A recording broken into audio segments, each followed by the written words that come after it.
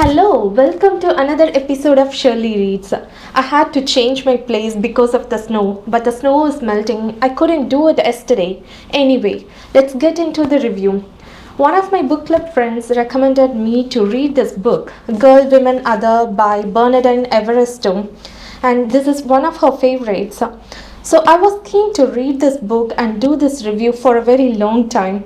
I had a hunch this would be interesting, but it turned out it was fantastic and fabulous. This book discusses racism, black immigrants and black British women and their lives in Britain. It is an unvarnished book about the immigrants and the immigrants. There are 12 black women.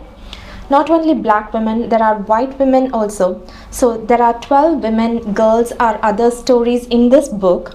The first woman in this story is Amma Bonsu, and the story will begin with her. Finally, it will circle back and end with her. So it doesn't mean she is the main protagonist, but all the 12 women, girls or others are the protagonist here. It's not a Cinderella story. So the first woman, Amma Bonsu, is a DAC and legendary theatre director, and she is unstoppable and a powerhouse. I was wrong in judging Amma Bonsu was the best broad-minded person, but Yas, her daughter, won over her. The second girl in this book is Yas, who is such a delight and knows the power of words. I felt the author did not show much of her life, but the speck of incidents made me think she was brilliant. When the world still wants to have the feminist movement, she goes beyond and wants to have a world with the abolition of feminism but humanity. So everything between her and Amma became an argument all the time. The third woman is Dominic. She is Amma's close friend. She moved to the States a few years ago. Dominic met Nzinga and fell for her instantly. Nzinga wanted to have a feminine divine world without men. This is the story of a woman who understood the true meaning of feminism much later in her life. The next woman is Carol. In her teenage, she was gagged and raped at her friend Latisha's party. She didn't take a break, sitting and moaning after this incident. Rather, she got stronger. She channeled all her rage into her studies. She became quite industrious. She asked for help from her teacher Shirley. With the help of Shirley, she joined Oxford, and Shirley was very proud of her. This is the story of a woman who confronts all the contenders in the foreign land and achieves something significant. Next woman is Bhumi, Carol's mother, who is resilient and raised her child in a foreign land as a single parent. This is the story of a woman who couldn't accept her daughter marrying a white person, rejecting her culture. Latisha is Carol's school friend and her entire family cut her off. This is the story of a woman who usually meets men who leave babies all over England so the children would grow up without daddies. Shirley is Amma's best friend from grammar school. She is upright and homophobic, but she accepted Amma. When Carol approached Shirley for help, she ensured that she was getting everything that she needed. She believed in the power of education that transformed lives. From this, I learned that feminists are those who support other women's success. Winsome is Shirley's mother. This is the story of a woman who betrays her own daughter. Penelope is Shirley's friend at school. She is rebellious and gregarious. This is the story of a woman who is going through disastrous consequences because of a slight misstep in her marriage life. She is dominated by a male chauvinist old-fashioned husband. Next character is Megan. This is the story of a man who lives in women's body who cannot come terms with what she has to do because of social pressure. Haiti, Megan's great-grandmother. She has seen 5 generations and she happily accepts Megan. So she knows what her children's expectation of her at this age. It's just inheritance.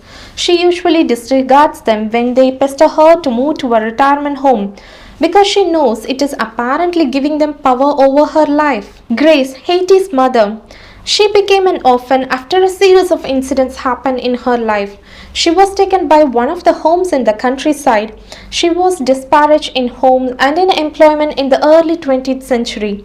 This is the story of a woman who was told to tone down her outlandishness while growing up in Britain. Sorry, I had to change my location here again because the lighting was not good over there. Anyway, now that I have given you little bit of the story of each of these 12 women, girl, other, let's get into my review part. When most parts of the world have still been arguing whether to accept homosexuality or not, Girl Women Other expresses their unrestricted lifestyle in Britain like anyone else. Like I said, it is an unvarnished book. None of the characters' personalities are primitive, rather modern. Even 93-year-old Haiti's perspective are modern. Again, when most part of the world are still struggling with gender neutrality, a few handful of people have turned to accepting the abolition of gender itself. That's quite a huge difference. Likewise, this book discusses many more elements. Like if someone feels mentally slave, then they will think everything as racism. Uh, Even if a white person asks to lower their head when their 10-story headscarf hides the view of the stage. The author stole my heart with her free-flowing narration. It smoothly changes the topic so that the readers won't notice. For example, the story flow was formulated from an angle but went in a different direction. Believe me, the author has good story writing skills except for not stopping the sentence with full stop. Often I felt the storylines did not keep me going unless I forced myself. The first few pages were really hard, then I pulled it off. There is so much freedom in her voice. I sensed a few similarities in Rebecca F. Kwong's voice as well. If you haven't watched my review about Babel, please watch, and I link it here at the top right corner. And I strongly believe the author Bernadine Evaristo is prodigy. Her exquisite descriptions of racism and other stuff was quite good. You will not believe me. I literally lived in Bernadine Evaristo's mind. I couldn't get it over with. The thoughts were haunting me until there was nothing left. It wrecked me irrevocably. I couldn't recover from it. It created an inner monologue. I also tried to predict what could motivate the author to write this kind of story. If I said the author had unpleasant past, then it wouldn't be right. Rather, I believe she is much more aware of herself and her surroundings. This book is brutally honest. There is no emotional crap in this book. All the stories are about people who failed and succeeded. If someone succeeds all the time, it usually means they haven't learned much or have a very relaxed lifestyle. Though this book was cumbersome, it was also incisive about Britain and its life.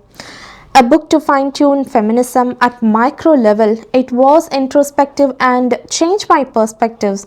So I gave 5 stars. This is such an important book, a book that should be on every shelf and talked about on every syllabus. The biggest takeaway for me from this book is, let's not have an arrow pointing at someone, he, she or they. Rather, they are all humans.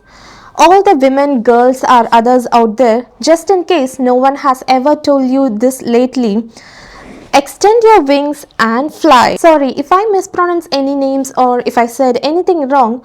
I know this book review is sensitive because of the book itself. Anyway, I will meet you guys in another book review. Please let me know in the comment section who is your favorite character from this book. I love to hear from you all. Also, please don't forget to like this video and subscribe to my channel. Until the next episode, a lot of love and hugs.